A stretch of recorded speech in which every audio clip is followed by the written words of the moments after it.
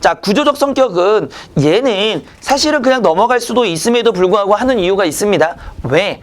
중요해요. 나올 수도 있어요. 나오면 무슨 말인지 모를 수 있기 때문에 한번 짚고 넘어가겠다는 겁니다.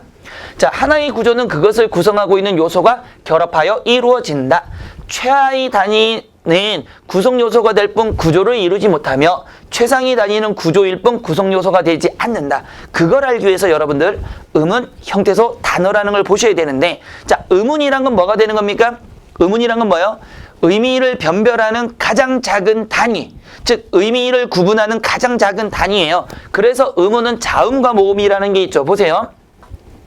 음운은 크게 두 가지가 있어요. 변별적 분절 음운이라는 게 있고요. 비분절 음운이라는 게 있습니다. 분절 음운은 자음과 모음을 얘기합니다, 보통. 비분절 음운은요, 소리의 고저장단을 얘기하는 겁니다. 자, 그랬을 때 이런 말이 있습니다. 그러면 자음을 한번 넣어보자고요.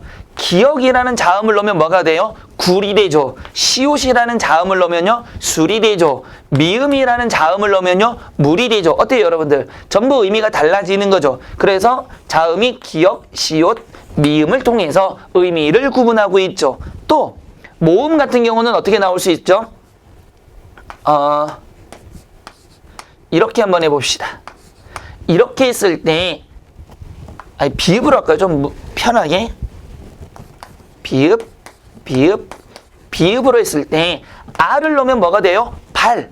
어를 넣으면요, 벌. 우를 넣으면요, 불이 되는 거죠. 그래서 자음과 모음을 가지고 의미를 구분하는 게 음운입니다. 그럼 음운은 최하위 단위가 되는 거예요. 자음, 모음을 더 이상 쪼갤 수가 없잖아요.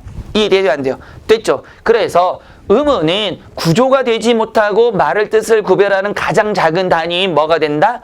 그렇죠. 구성 요소가 되는 겁니다. 형태소는요, 의미를 지닌 뭐가 되는 거죠? 뜻을 가진, 즉 의미를 가진 가장 작은 말의 단위고요. 단어는 혼자 쓸 수 있는, 홀로 쓸 수 있는 가장 작은 단위입니다. 즉 띄어쓰기의 단위이기도 해요. 기본적으로 이 세 개를 기억하시고요. 자, 이게 무슨 말이냐면 이거예요. 철수는 밥을 먹었다 그랬습니다. 그러면 철수는 밥을 먹었다니까 음은 자음과 모음을 나누면요, 치읓, 리을로 나눌 수 있죠. 수는요, 시읒, 우로 나눌 수가 있죠. 느는요, 니은, 니은으로 나눌 수 있죠. 그럼 음운이 하나, 둘, 셋, 하나, 둘, 세 개가 나눌 수 있습니다. 밥은요, 비읍, 을, 이응은 없는 거죠.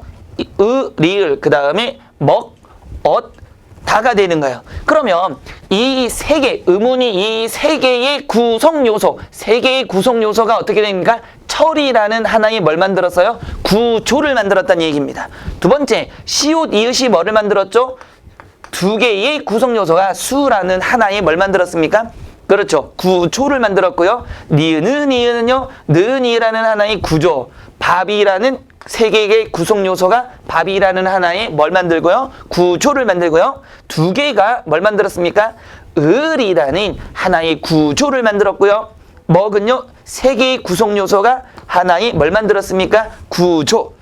억과 시옷이라는 게 두 개의 구성 요소를 통해서 어시라는 하나의 구조를 만들었고요. 디귿과 아를 통해서 하나의 구조를 만들었죠. 그러면 얘는 구성 요소밖에 안 돼요. 그러면 얘는 일단 구조가 된 거였죠, 분명히. 그렇죠? 그런데 철과 수라는 두 개의 구성 요소가 뭘 만들죠? 철수라는 하나의 구조를 만들고요. 느는요, 하나의 조사를 만들었고요. 밥을 만들고 을을 만들고 그 다음에 먹었다가 세 개의 구성 요소가 먹었다라는 하나의 구조를 만드는 거죠. 그러면 얘는 구조이면서 뭐가 되는 겁니까? 구성 요소가 되는 거예요. 근데 얘는 오직 뭐밖에 없어요? 구성 요소밖에 없었던 거죠. 그러면 어절에서는요, 철수라는 거와 는이라는, 즉 명사와 조사의 두 가지의 구성 요소가 철수눈이라는 하나의 구조를 만들었고요. 그렇죠.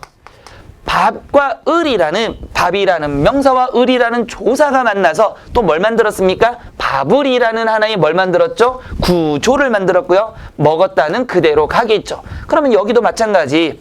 구조가 되면서 뭐가 된다? 구성 요소가 되고 있고요. 그러면 다만은 철수는 밥을 먹었다라는 세 개의 구성 요소가 하나의 철수는 밥을 먹었다라는 담화를 만드는 거죠. 그러면 얘도 구조가 됐지만 누구의? 담화의 구성 요소가 되는 거죠. 이해되셨어요? 자, 그러면 여 이상은 없잖아요. 그러니까 얘는 뭐만 되고? 구조만 되고 더 이상 만들 말이 없잖아요. 그래서 최상위 단위는 구조만 될 뿐 구성 요소가 없고요. 최하위 단위는 구성 요소는 되지만 구조는 없어요. 근데 나머지는 전부 구조이면서 구성 요소를 갖고 있다라는 겁니다. 이해되셨죠? 됐습니다. 넘어갈게요. 세 번째, 음성 언어와 문자 언어가 되는 겁니다. 자, 음성 언어와 문자 언어를 보시면요, 교재에 나와 있어요. 근데 얘는 어렵지가 않습니다, 여러분. 얘는 여러분들이 교재에 잘 나와 있기 때문에 가독성을 위해서 한번 적어 놓긴 했지만 충분히 이해할 수 있어요. 음성 언어 별도의 학습 과정이 습득 과정이 없이 습득하는 거고요. 문자 언어는 별도의 과정을 거쳐야 된다. 그래서 우리는 가나다라 마바사 아야 어여 오요 이걸 다 배워서 강, 물 이런 걸 배웠잖아요. 그런데 음성 언어는 태어나자마자 기어다니면서 맘맘맘맘맘 엄마맘맘맘 아빠빠빠빠 이렇게 갑자기 배우는 거잖아요. 엄마가 앉혀놓고 너 지금 6개월이 됐는데 아직도 말을 못해? 따라해봐. 엄마 이렇게 안 한단 말이에요. 물론 엄마가 애가 귀여워서 엄마를 얘기하지 교육을 위해서 앉아봐. 엄마는 이렇게 가르쳐주지 않잖아요. 됐죠? 그 다음에 그래서 대부분의 비슷한 속도고요. 얘는 훈련에 따라서 달라진다라는 거고, 두 번째 상황, 몸짓, 억양 등의 주변 요소의 도움을 받을 수 있다는 거. 보세요. 아이고 우리 애기 착해 막 이러면 뭐가 됩니까? 리액션을 통해서 뭐합니까? 반가운 소리라는 걸 알 수 있는 반면에 얘는 그런 걸 받을 수가 없다는 거. 왜? 활자체밖에 없는 거잖아요. 되셨죠? 그래서 구분을 해보면 음성 언어는 오래 보존할 수가 없어요. 한 번 하면 끝나는 거죠. 반면에 문자 언어는 내가 14세기 썼다 하더라도 교재에 남아있기 때문에 뭐가 된다? 오래 보존이 가능하고요. 공간성, 소리를 아무리 크게 해도 1km 밖으로 나가기가 어렵죠. 그런데 문자는 섹스피어의 작품이 영국에서 만들어진 게 우리나라까지 오죠. 멀리 전달할 수 있고요. 직접성, 바로 면대면에서 야 일로 와봐 이렇게 얘기할 수 있다는 점에선 직접이고요. 언어는 섹스피어가 우리에게 직접 말하는 건 아니잖아요. 그래서 직접 문답할 수 없고요. 습득성 잘하면서 저절로 그렇죠. 익혀지는 반면에 학습에 의해서 익혀져야 된다라는 점이 다릅니다. 자, 네 번째 사고와 언어입니다. 자, 언어가 사고에 영향을 주는 입장은 무슨 의미인지 모르지만 외국 노래를 부른다. 보세요. 언어가 사고에 영향을 미친다. 생각이 없다는 얘기예요. 쉽게 말하면 생각 없지만 말을 하고 있다는 뜻이에요. 그러니까 의미도 모르는데 그냥 랄랄랄랄라 뭐라고 할까요? 그 팝송 보면 사실 팝송 해석해보면 되게 재밌는 게 많긴 한데 그 내용들이 좀 이상해요. 그렇지만 우리는 모르지만 그냥 의미 좋아서 따라 부르는 거 있잖아요. 됐어요, 안 됐어요? 됐어요. 그러니까 의미는 모르지만 소리를 내고 있다. 그게 언어가 말이 사고에 영향을 주는 거고요. 사고가 언어에 영향을 미치는 건 생각은 있지만 뭐 하는 거? 말로 표현하지 못하는 거고 생각은 있지만 핵심이 생각은 있으니까 사고예요. 그렇죠? 언어로 표현하지 못하는 경우도 있다라는 거. 랑과 파롤은 사실은 이제는 거의 나오진 않지만 혹시나 해서 여러분들이 한번 봐두면 괜찮다라는 겁니다. 넘어갈게요.